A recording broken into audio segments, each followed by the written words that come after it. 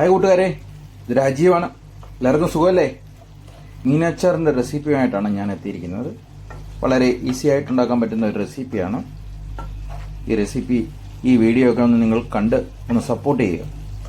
Thank you. Hi കൂട്ടുകാരെ, മീനച്ചാറിന് വേണ്ടി നമ്മൾ കേരയാണ് എടുത്തിരിക്കുന്നത്. ചെറിയ കഷ്ണങ്ങളായിട്ട് അരിഞ്ഞെടുത്തിട്ടുണ്ട്. 1 കിലോ കേരയാണ് എടുത്തിരിക്കുന്നത്. അതിലേക്ക് നമ്മൾക്ക് മുളക് പൊടി ചേർത്ത് കൊടുക്കാം. 2 ടീസ്പൂൺ മുളക് പൊടിയാണ് എടുത്തിരിക്കുന്നത്. ഇനി മഞ്ഞൾപ്പൊടി ചേർത്ത് കൊടുക്കാം. കുരുമുളക് പൊടി ചേർത്ത് കൊടുക്കാം. കുറച്ച് ഉപ്പ് ചേർത്ത് കൊടുക്കാം. നമുക്ക്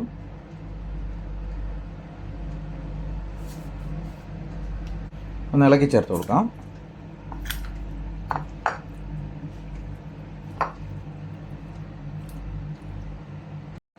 കുരുമുളകും മുളക് പൊടിയും മഞ്ഞൾപ്പൊടിയും ഉപ്പും ചേർത്ത് നമ്മൾ നന്നായിട്ട് ഇളക്കി ചേർത്ത് വെച്ചിട്ടുണ്ട്. ഇത് നമുക്ക് ഒരു അരമണിക്കൂറത്തേക്ക് ഫ്രിഡ്ജിൽ വയ്ക്കാം. അതിനുശേഷം നമുക്കിത് ഫ്രൈ ചെയ്തെടുക്കാം.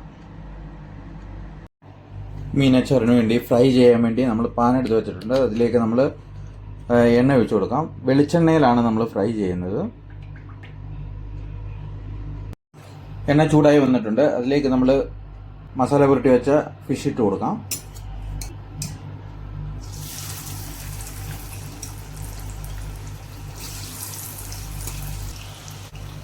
എണ്ണയിലേക്ക് ഫിഷ് ഇട്ട് കൊടുത്തിട്ടുണ്ട്. ഇപ്പോൾ ഇളക്കാൻ പാടില്ല. ഇളക്കി കഴിഞ്ഞാൽ അതിൻ്റെ മസാല ഒരു 2 മിനിറ്റ് കഴിഞ്ഞ ശേഷം മാത്രമേ ഇളക്കാവൂ. ഫിഷ് നമുക്ക് ചെറുതായിട്ടൊന്ന് ഇളക്കി കൊടുക്കാം. ഫിഷ് നമ്മുടെ ഫ്രൈ ആയി വന്നിട്ടുണ്ട്. ഒത്തിരി ഡീപ്പായിട്ട് ഫ്രൈ ചെയ്യേണ്ട ആവശ്യമില്ല. ഇത് നമുക്കിനി കോരിയെടുക്കാം.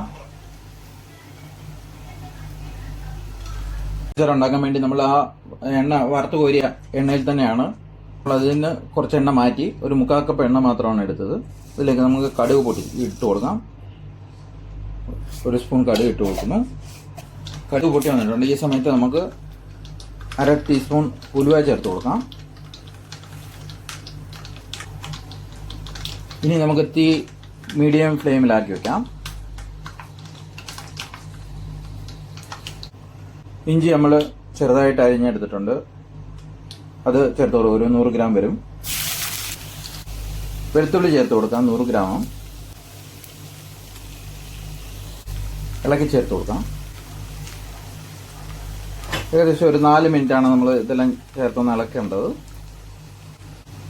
കറിവേപ്പിലയും പച്ചമുളകും ചേർത്ത് കൊടുക്കാം. ഞാൻ ഒരു 5 പച്ചമുളകാണ് എടുത്തിരിക്കുന്നത്. ഇതുപോലെ അരിഞ്ഞാണ് എടുത്തിരിക്കുന്നത്. കറിവേപ്പിലയും പച്ചമുളകും ചേർത്ത് കൊടുക്കാം. നന്നായിട്ട് ഇളക്കി ചേർത്ത് കൊടുക്കാം. ഇത് വെന്ത് വന്നിട്ടുണ്ട്. ഫ്ലെയിം തീരെ കുറച്ച് വയ്ക്കുക. ഇതിലേക്ക് നമുക്ക് ബാക്കിയുള്ള മസാലകൾ ആഡ് ചെയ്ത് കൊടുക്കാം. 3 ടീസ്പൂൺ എരിവുള്ള മുളക് പൊടി, 3 ടീസ്പൂൺ കാശ്മീരി മുളക് പൊടി, 1/2 ടീസ്പൂൺ മഞ്ഞൾപ്പൊടി, കുരുമുളക് പൊടി ആഡ് ചെയ്ത് കൊടുക്കാം. നന്നായിട്ട് ഇളക്കി ചേർത്ത് കൊടുക്കാം. കുറച്ച് ഉപ്പ് ആഡ് ചെയ്ത് കൊടുക്കാം. നമ്മുടെ മസാല റെഡിയായി വന്നിട്ടുണ്ട് അച്ചാറിന് വേണ്ടിയുള്ള. ഇതിലേക്ക് നമുക്ക് വറുത്ത് വെച്ചിരിക്കുന്ന ഫിഷ് ചേർത്ത് കൊടുക്കാം. നന്നായിട്ട് ഇളക്കി ചേർത്ത് കൊടുക്കാം.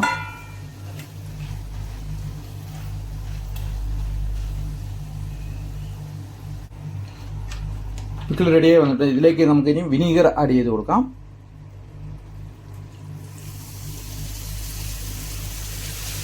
വിനീഗർ ആഡ് ചെയ്ത് കൊടുത്തിട്ടുണ്ട്. ഹായ് കൂട്ടുകാരെ, നമ്മുടെ ഫിഷ് പിക്കിൾ റെഡി ആയിട്ടുണ്ട്. ഇതുപോലെ നിങ്ങളും തയ്യാറാക്കാൻ ശ്രമിക്കുക.